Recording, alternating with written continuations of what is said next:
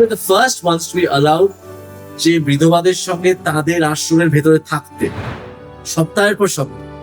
সেটা করে তারপরে আমরা যখন লাস্ট দিন বেরিয়ে আসবো তখন একজন বিধবা বলেন যে আমার না খুব ইচ্ছে তাজমহল দেখতে।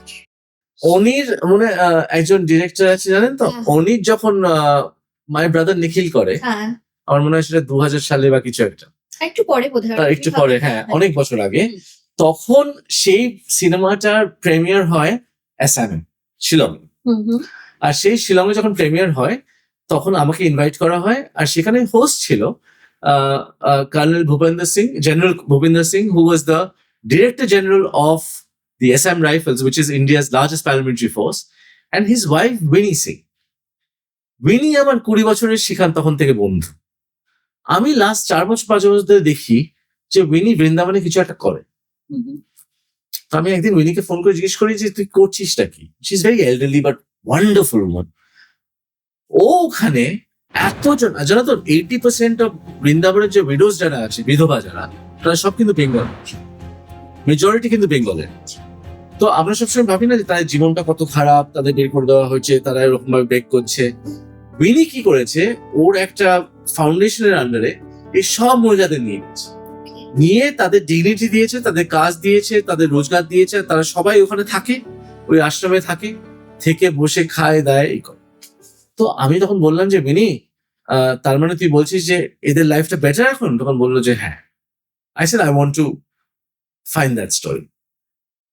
তো ওকে বলাতেও আমাকে অ্যালাউ করলো। I became the first man to be allowed to stay with the widows in their ashram. তখন আমি আমার ভাইয়ের মতন আমার টিমের রানা পান্ডে, রানাকে প্রথমে পাঠালাম, পাঠিয়ে বললাম তুই কর, কারণ আমি চাই যে এই বাচ্চা ছেলেরা একটু high level of story telling শেখে।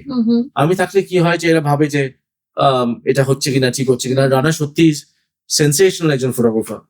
তো রানা ওখানে থাকে, তারপর আমি যাই। We were the first ones to be allowed যে বিধবাদের সঙ্গে তাদের আশ্রমের ভেতরে থাকতে সপ্তাহের পর সপ্তাহ। সেটা করে তারপরে আমরা যখন লাস্ট দিন বেরিয়ে আসবো তখন একজন বিধবা বলে যে আমার না খুব ইচ্ছে তাজমহল দেখতে মরার আগে।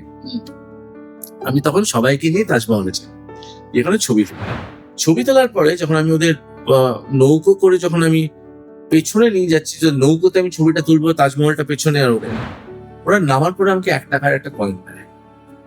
তো আমি ভাবি যে এটা কি, she didn't want it for free। মানে ডিগনিটিটা তুমি দেখো, যে সে কিন্তু ভিক্ষে চাইনি আমার কাছে, যে আমি যদি নৌকোয় চড়ে থাকি, আমি যদি 1 টাকাও আমি পারি আমি দেবো, কিন্তু আমি তোমাকে। তো সেই গল্পটা যখন আমি বলি, সেটার নাম দিয়ে আমি লেস্ট মি ফরগেট আ সিস্টারহুড কল হোয়াইট, মানে একটা সিস্টারহুড ওদের মধ্যে। সেই শোটা যখন আমি করি তখন তো গভর্নর, তখন CR-V আনন্দ বোস, উনি ইনঅগারেট করতে আসেন। আমি তখন ইন্ডিয়ার সবচেয়ে ওল্ডেস্ট বিধবাকে আমি কলকাতায় নিয়ে আসি।